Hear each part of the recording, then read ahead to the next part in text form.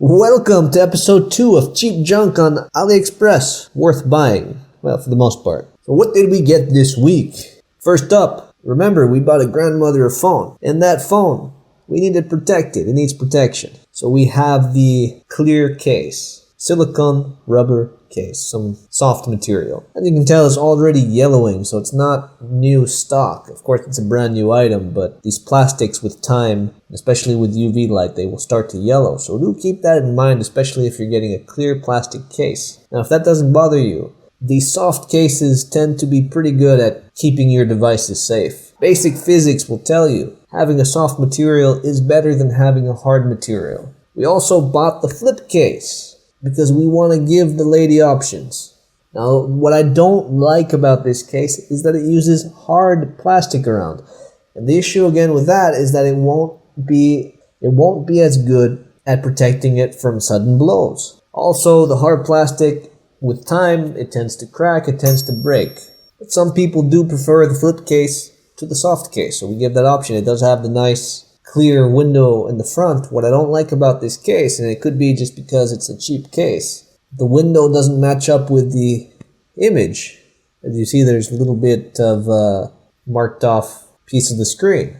Now, the size of the screen, it wouldn't matter, but it's a little bit of an annoyance that they don't match up. But that's kind of what you get sometimes when you're looking at the cheapest options. Sometimes they haven't been tested as well. But that's okay. What matters is when we gift the phone, we give some options. The last accessory we got for this phone, what I get for every phone, is some tempered glass. This is to protect the original screen from additional scratches, but it's also to protect the original screen from drops. The idea is that you add another layer, and it should break and take the force before the original screen does. Now, I haven't put this to the test, but the idea is sound. The energy should go to the first screen before it gets to the original screen. Anyway, it goes on nice, smooth, clean, and I prefer the glass over plastics because they do feel way better. And in my opinion, they should provide a little more protection. Anyway, we put that to the side. Oh, and before I forget, it does have a nice little clasp, metal magnetic clasp, which I like. It keeps the screen shut so that when you drop it, it's less likely to open up, screen facing the ground first. So that's nice. And what's next?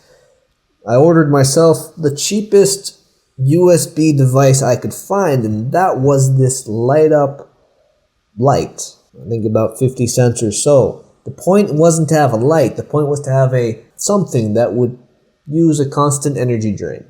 Why? Because I also got this, which is a USB tester. Take a closer look at it, and you can see it measures everything from the current voltage, how long it's been running, the amperage, and what I'm looking for and most interested in is the milliamp hours. I ordered a couple power banks, and we'll see when they come in if they actually match the rated power. Now, for example, this USB power bank, this small power bank, I picked it up a while back ago at a conference. It's apparently rated for 2,600 milliamp hours. Yeah.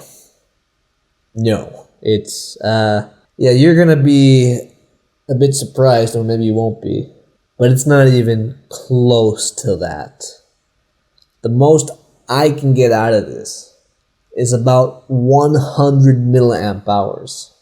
And after that, the voltage drops way too low to actually be used, and 50 milliamp hours later, it is useless that I can't even light up this light. So it's a joke. Maybe it'll give you an extra 5, 10, 15 minutes on your iPhone. I doubt that.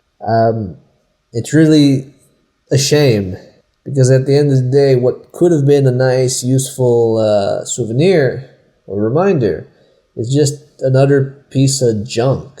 100 milliamp hours is a far cry from the 2,600 that are marked here. So Pi Mega, I'm not actually sure what they do. I think something to do with e-commerce. Don't quite remember. These little things that you're giving out, they're pretty useless. Can't complain, free anyway. So yeah, that's a nice little tool, and you'll be seeing a little bit more of it in the future as I test out other items that come. You spend a little bit of money to save a lot of money, because when you can prove that an item is fake, you can get your money back and you won't get that burned. Do be aware that, of course, there are losses due to power conversion, voltage conversion, and the nature of batteries and electronics. So I'm okay with giving devices a good 10-20% margin of error, which I think is quite generous. But when you have a device that shows up as only having 100 milliamp hours when it should have 2600 milliamp hours, you know that something is completely wrong. If I had paid for this item, I would want my money back. And I think anybody would, if they knew that. What ends up happening is that a lot of people don't know, and they just think that that's what it is. It's a piece of junk. Not more to say about it. And with that out of the way, what else do we have? We have some polarized clip-on lenses.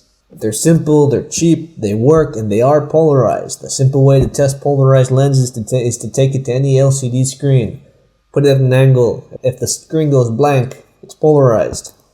I got these to work around the bright lights I've been putting in, and they work quite well. In general, I don't like clip-ons, but because of the limited use, they're not bad. And there's really not much you can go wrong with them. You do that little twisty test, and if they're good, they're good. So no complaints on that. What else? Little flash-on dog collar type of things. These are nice, especially in Finland where we don't get much sunlight. If you want to take your pets out. We have ferrets. Sometimes they like to play in the snow. Put these on them. They light up. They have 3 modes. They have a constant, they have a blink, fast blink, and a slow blink. You put them on the animal, they go out, they're easy to spot, they're easy for other people to spot. We put our ferrets on leashes because they're crazy and they'll run around everywhere. And if they happen to slip out because they seem to have bones made of jello, they're a lot easier to spot and find and track and catch. Very useful, and if you have a pet and it's dark, I advise you to get something like this, not only for your sake, but for the people around you. And especially for the safety of your animal. It's worth it, and they're not that expensive.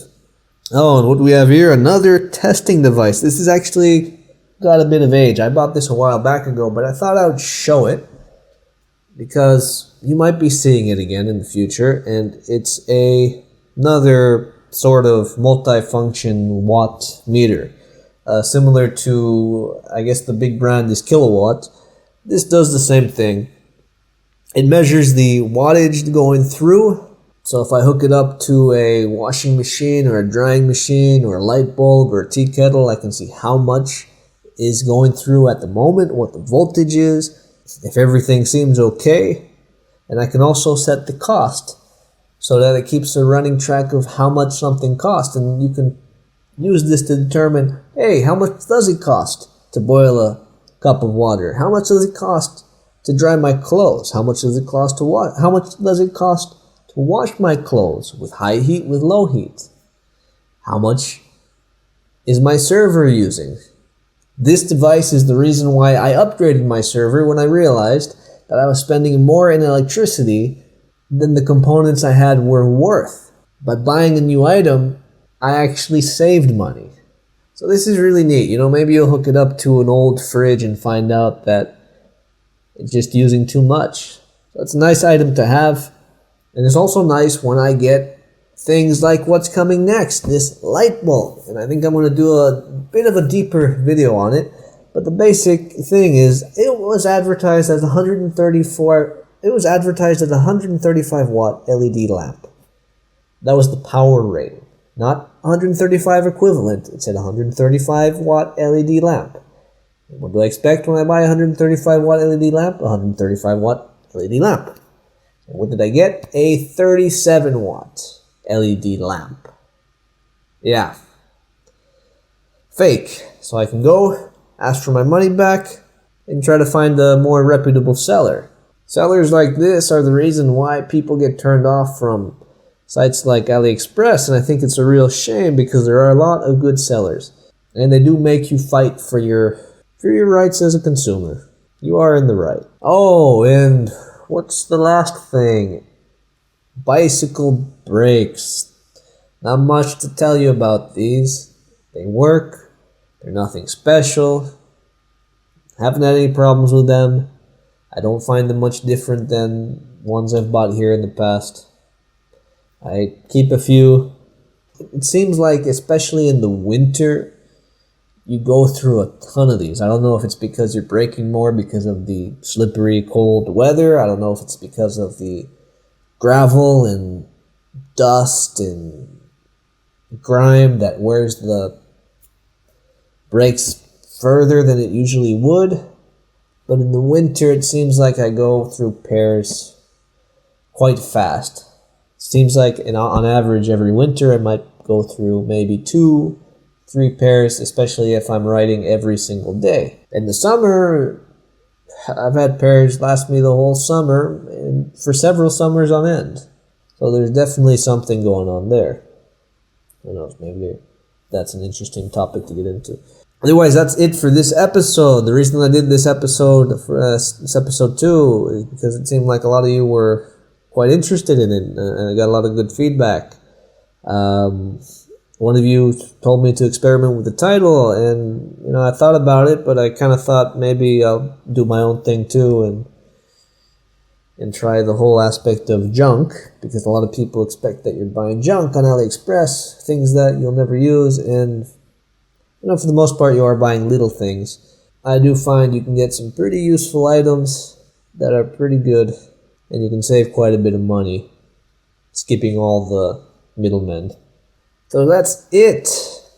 Do leave a comment down below if you enjoyed the video. If you remember to like it if you enjoyed it. And if you didn't like it, whatever, hit like anyway. If any of you are actually interested in getting any of these items or looking at the sellers that I bought them from, I'll try to take the time to actually add that in the description if I get some time. Anyway, for all of you out there, no matter where you are in the world, do remember, do have a good day, good night, and a good morning. Bye-bye.